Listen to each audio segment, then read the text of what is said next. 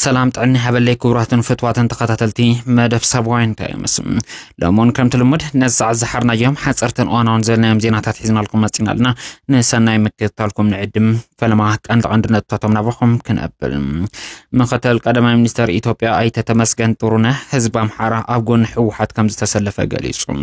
زرزر حبريتا كهلونا يوم منستري غدات وصاي ايثيوبيا زخونه اي تجيديون تيموتوس دمم حوحاتن ኤርትራን ኣብ ኩናት ኣምሓራ ኣብ ጎን ፋኖ ተሰሊፎም ወገኦም ነከበል ካሲስሎ ዝርዝር ሓበሬታ ክህልወና እዩ ኣብ ልዕሊ ሌተናል ጀነራል ጻድቃን ገብረትንሳኤ ዝተኻየደ ፈተነ ቅትለት ዝምልከት ዝርዝር ሓበሬታ እውን ክትሰምዑኹም ብኻሊ ወገን ኤርትራ ኢትዮጵያ እስካዕት ወራ ክትጽበ ከም ዘይትኽእል ፖለቲከኛ ኢትዮጵያ ጠቒሱሎ ኢትዮጵያ ኣብ ልዕሊ ኤርትራ ፈጢራቶ ዘላ ሓደጋ ህልውና ንምምካት ኤርትራ ኣቀዲማ ኣብ ልዕሊ ኢትዮጵያ ስጉምቲ ክትወስድ ከም እትኽእል ገሊጹሎ ዝምዝኸውን ድማ ኢትዮጵያ ክትጻወሮ ናብ ዘይትኽእል ሓደጋ ከኣቱ ከም ዝኽእል ይጠቅስ ብፍላይ ንጉጅለ ፋኖ ምምካት ዝዓበዮ ሰራዊት ኢትዮጵያ ኤርትራን እትኸፍቶ ወተሃደራዊ ወፍሪ ናይ ምጽዋር ዓቕሙ ኣዝዩ ድኹም ክብል ይጠቅስ ዝርዝር ሓበሬታ ክህልወና እዩ ላይክ ኮሜንት ሼር ሰብስክራይብ ምግባርን ዘንግዕ ብዘለናዮ ሰናይ ጻንሒት ይግበረልና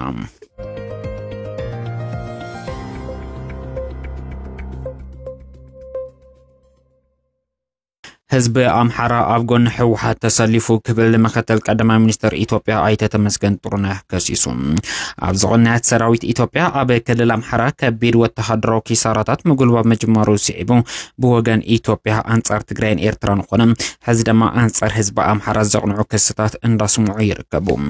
بأنصار جوجل فانوس قتمم متأنا سفح وتحضروا كسارة نموحات زتسقمو بروباغندا حيل تدخل مرحت إثيوبيا نتزقتمم كسارة شو ماش من دحبو يركبهم كم زفلت مينستري غدات وصاي إثيوبيا زخون الدكتور جيديون تيميتوس تمالينا بود حبرات هاجرات ابز صحفو دبدب إيرتران حوحتن ابز تسلفو جنبار ولم غوجل فانو دغفهم وغيوم نكبل طريسلهم زخص زي كم زيلون دحلو ايدما مقتل قدماي مينستر إثيوبيا زخون ايت تمسكن طرونه نبركز زبول عمتات كبدلونا بصحح حوحات حزب امحرة تسلفو قبل كخصص تراي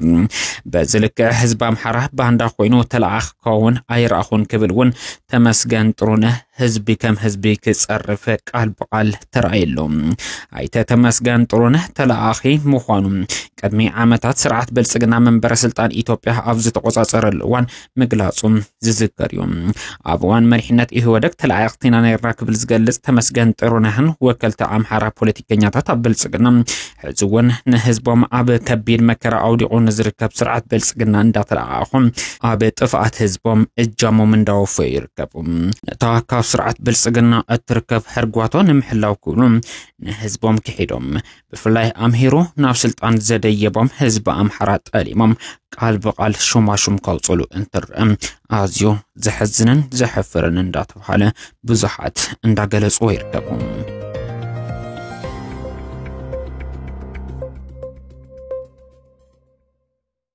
ኤርትራ አቀዲማ ኣብ ልዕሊ ኢትዮጵያ ወተሃደራዊ ስጉምቲ ክትወስድ ከም እትኽእል ፖለቲከኛ ኣይተልደቱ ኣያሌው ገሊጹ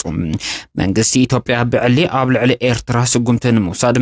ንሉዓላዊ ግዛኣት ኤርትራ ንምጥሓስ ካብ ሓሊፉን ንሉዓላውነት ህልውና ኤርትራ ንሓንሳእን ሓዋሩን ንምድምሳስ ዝዓለመ ፕሮፓጋንዳ ወፍርታት መከያዱ ስዒቡ ኤርትራ ንህልውና ክትብል አቀዲማ ወተሃደራዊ ስጉምቲ ክትወስድ ከም እትኽእል ጠቂሱሎ እዚ ምዝኸውን ድማ ጉጅለ ፋኖን ዝገብሮ ዘሎ ወተሃደራዊ ስጉምቲ ምጽዋር አቢ ወዝር ካብ ስርዓት በልጽግና ሕወሓትን ኤርትራን ተደሚሮም መዝመጹ ሃለዋቱ ኣብ ውሽጢ ሒደት መዓልታት ከኽንበት ከም ዝኽእል ጠቂሱሎ ኣይተ ልደቱ ኣያሎ መልእኽቱ እንትቕጽል ንሕና ኢትዮጵያውያን ኮይና ከምቲ ስርዓት በልጽግና ኣብ ልዕሊ ኤርትራ ሉዓላውነት ብምጥሓስ ዝሕልፎ ዘሎ ብፈሕቲ ፕሮፓጋንዳ ወፍርታት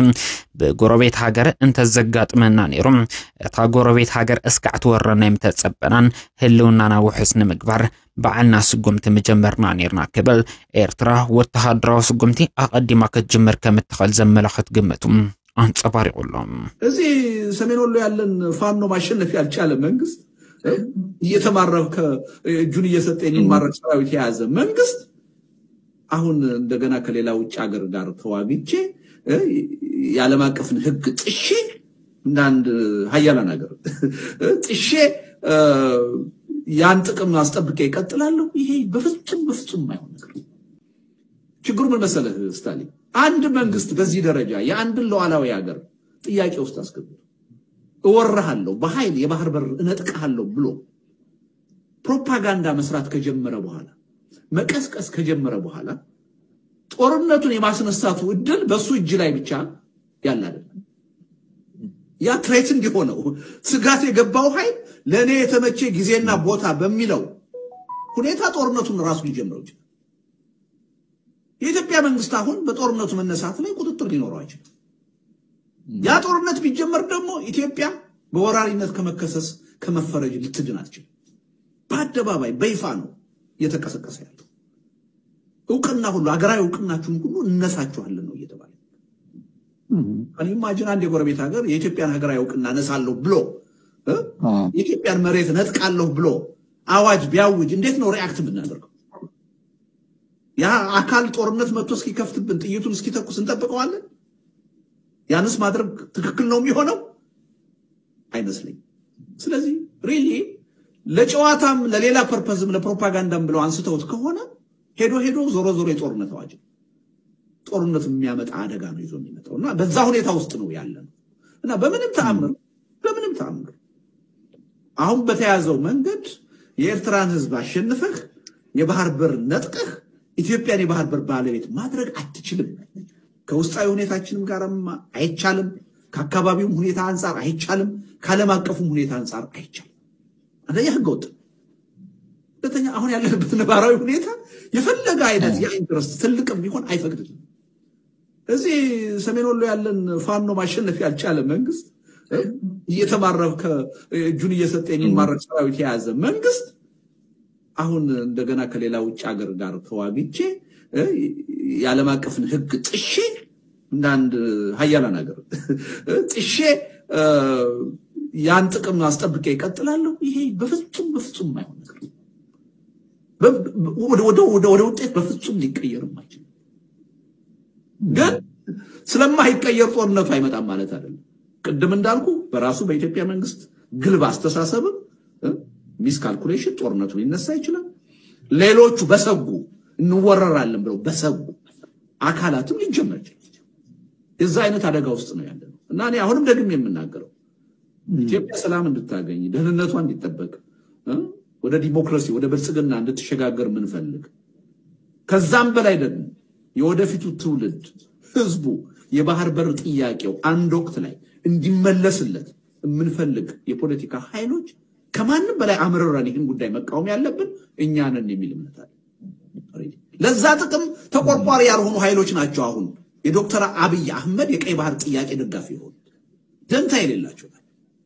ትናንትና የኤርትራ መንግስት ሉዓላዊነታችን ደፍሮ ተጋብዞ የራሳችንን ህዝብ ሲጨፈጭፍ ተቆርቋሪ ያልነበሩ ናቸው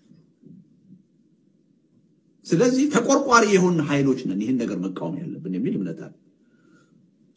በጣም አመሰግናለሁ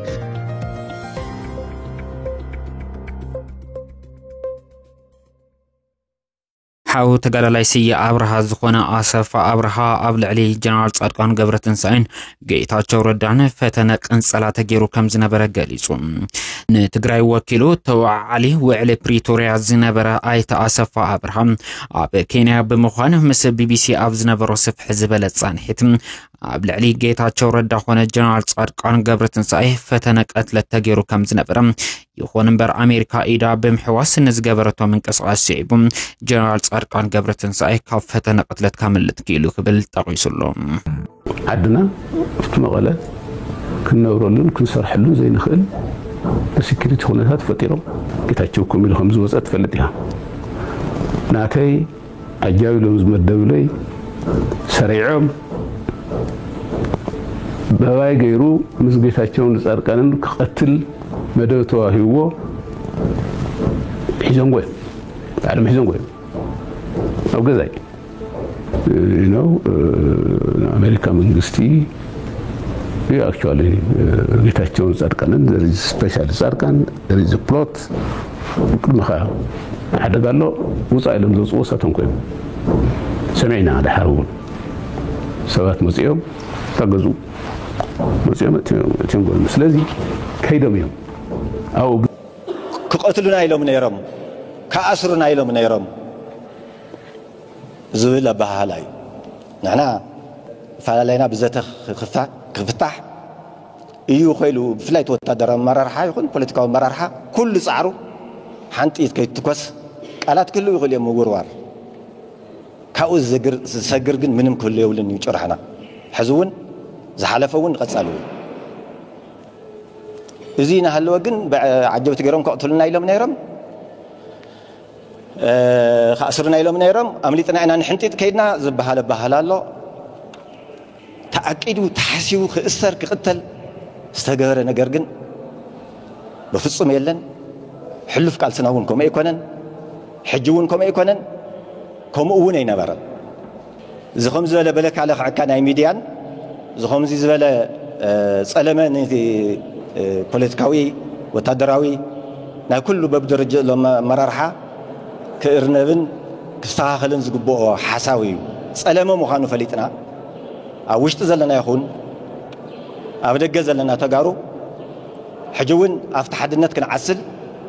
توشتنا زلنا أجمع هن مهنينا نفتح زم زقبر زلون أي ميديا يخونو بيستفعل عليه بقالا زور ورور كمان يخون كابكالي استخاخلنا وحس حدنتنا الرئيس نخن كيد يجب